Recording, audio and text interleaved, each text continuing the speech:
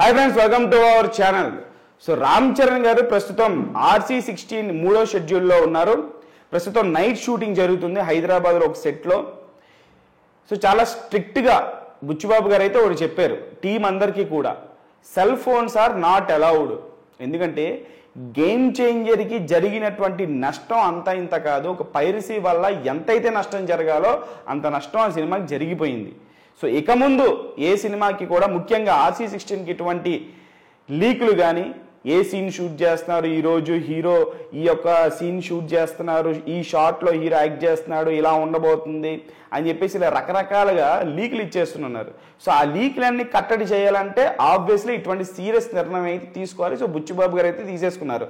సెట్కి ఎవరు వచ్చినా, డైరెక్షన్ డిపార్ట్మెంట్ కానీ, కెమెరా డిపార్ట్మెంట్ కానీ, లైటింగ్ డిపార్ట్మెంట్ కానీ, ప్రతి ఒక్కరు కూడా సెల్ ఫోను బయట పెట్టి సెట్స్లో అడుగు పెట్టాలి. సో మంచి నిర్ణయం తీసుకున్నారు బుచ్చిబాబు గారు. నిజంగా ఆ లీక్స్ అనేవి ఇక్కడతో షూటింగ్ దశల్లోనే కంట్రోల్ చేయగలిగితే నెక్స్ట్ మనకి సినిమా ఏ అప్డేట్ చెప్పినా ఆ ఎగ్జైట్మెంట్ అనేది, ఎందుకంటే ఒక సినిమా తాలూకు కంటెంట్ తాలూకు ఎగ్జైట్మెంట్ డైరెక్టర్ ఇవ్వాలనుకుంటాడు. అదే లీక్ అయిపోతుంటే ఖచ్చితంగా డైరెక్టర్ అన్ని సంవత్సరాలు కష్టపడి రాసుకున్నటువంటి కథ ఇలా లీక్ అయిపోతుంటే బాధపడతారు. నాట్ ఓన్లీ డైరెక్టర్, సినిమాకి పనిచేసిన ప్రతి ఒక్కరు కూడా, ప్రొడ్యూసర్ కానీ మిగతా ఆర్టిస్టులు కానీ ఎవరైనా సరే బాధపడతారు. సో అటువంటి RC16ని లీకులు కాకుండా ఇలా యొక్క నిర్ణయం అయితే తీసుకున్నారు. సో అభిమానులు అయితే ఎంత త్వరగా బర్త్డే వస్తుందా, ఎంత త్వరగా ఆ సినిమా తాలూకు ఫస్ట్ లుక్ మేము చూడాలి అని చెప్పేసి ఎదురు చూస్తున్నారు. ఎందుకంటే ఒక రంగస్థలం కైండ్ ఆఫ్ వైబ్తో వస్తుంది. రామ్ చరణ్ గారు డ్యామ్ కాన్ఫిడెంట్గా ఉన్నారు.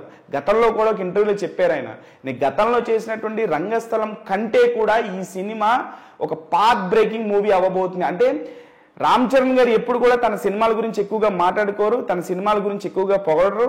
ఆయన పని ఆయన చేసుకుంటూ ముందుకెళ్ళిపోతుంటారు. కానీ నా సినిమా ఇంత ఈ రేంజ్లో ఉండబోతుంది అని చెప్పేసి కూడా ఆయన ఎప్పుడు కూడా మాట్లాడరు. కానీ ఆయనే అంతలాగా ఎగ్జైట్ అయ్యి ఆస్కార్ తర్వాత జరిగినటువంటి ఒక ఇంటర్వ్యూలో ఆయన బుచ్చిబాబు గారితో చేయబోయేటువంటి సినిమా కోసం అంతలా ఎగ్జైట్ అయ్యారు అని అంటే బుచ్చిబాబు గారు ఏ రేంజ్లో ఈ సినిమా యొక్క కథని తీర్చిదిద్దారో అర్థం చేసుకోవచ్చు.